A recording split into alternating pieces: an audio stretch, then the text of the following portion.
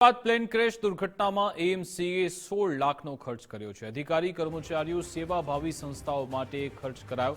એજન્સીએ મૂકેલા ખર્ચ બિલને એએમસીએ મંજૂર કર્યા। ચા નાસ્તા પાણી દૂધ માટે 16,74,405નો ખર્ચ થયો।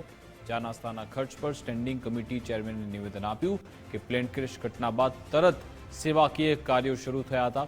સગાવાલા આવ્યા હતા, તેમની માટે વ્યવસ્થા કરી। મનપા ફાયર, સ્વચ્છતા સહિત તમામ લોકો કામે લાગ્યા હતા। જેનો ખર્ચ હતો તેને મંજૂરી આપવામાં આવી છે।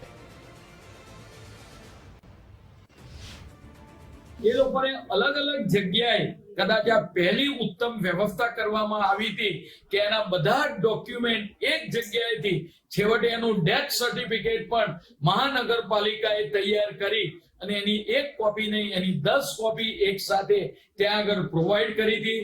એ દરમિયાન જે પણ સેવાકીય ખર્ચ ઉપાડવામાં આવ્યો એ અમદાવાદ મહાનગરપાલિકાએ ઉપાડવામાં આવ્યો હતો।